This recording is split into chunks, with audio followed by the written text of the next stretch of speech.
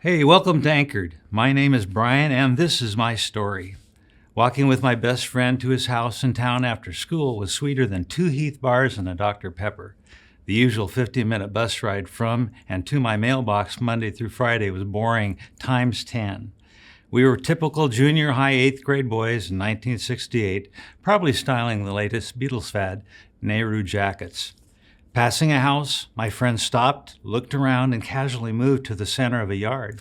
Without an ounce of hesitation or remorse, he bent down, grabbed a skateboard, and tucked it under his arm.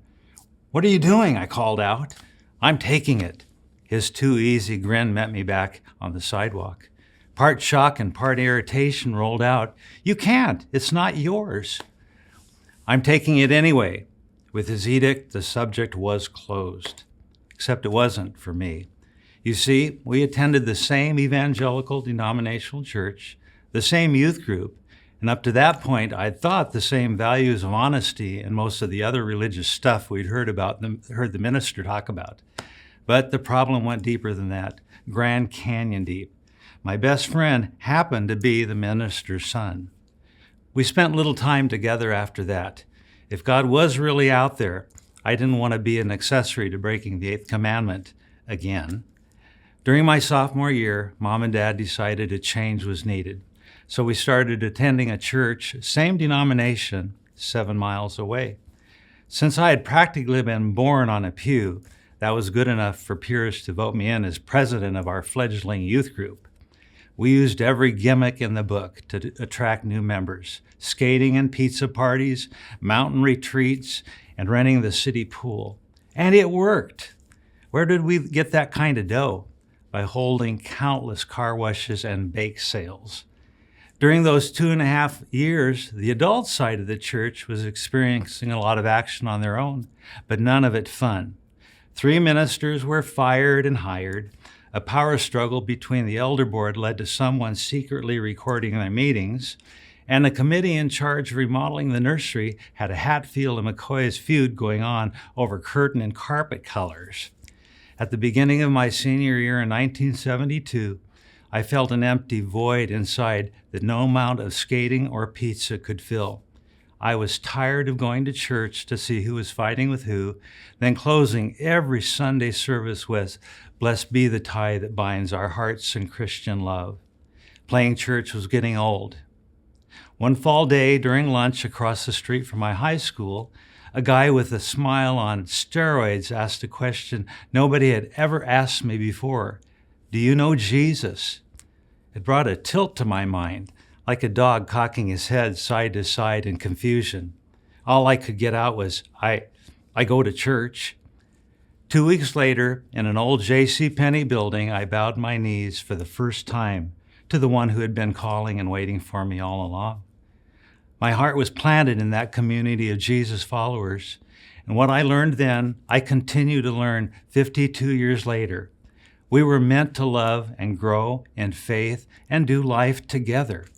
Even when it gets messy, hey, we're all saved by grace, broken people, right? But when we commit to Jesus, He builds us into a spiritual house, His ecclesia, His church. Were you born on a pew like me and find yourself trying to do the right things for the wrong reasons? You could be dangerously close to playing church. How about this? You invited the Lord in, and somewhere along the line, your fire for Jesus turned into a smoldering list of do's and don'ts.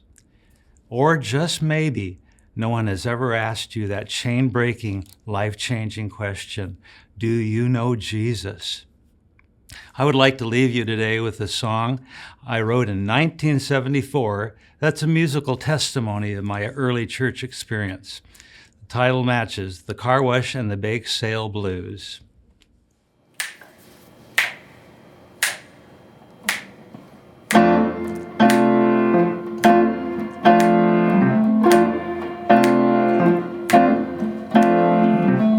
I had the car wash and the bake sale blues.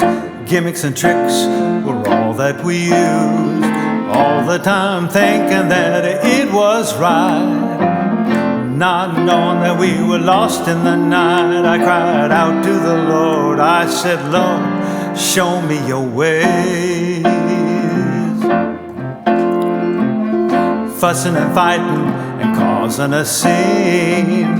Should the curtains be blue or should they be green? Should we vote the preacher in or vote him out? Why pray when you can scream and shout? I cried out to the Lord, I said, Lord, show me your ways. Take it away, boys.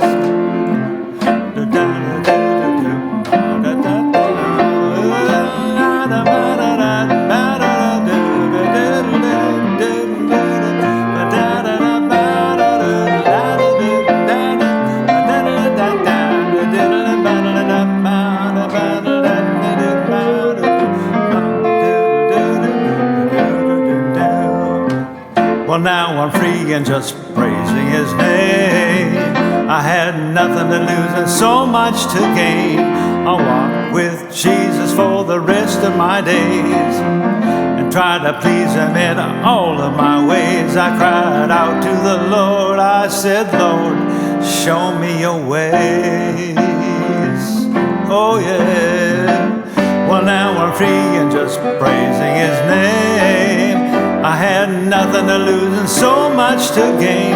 I'll walk with Jesus for the rest of my days and try to please Him in all of my ways. I cried out to the Lord, I said, Lord, show me your ways. I cried out to the Lord, I said, Lord, show me your ways. Oh yeah, I cried out to the Lord, He said, son, here are my ways.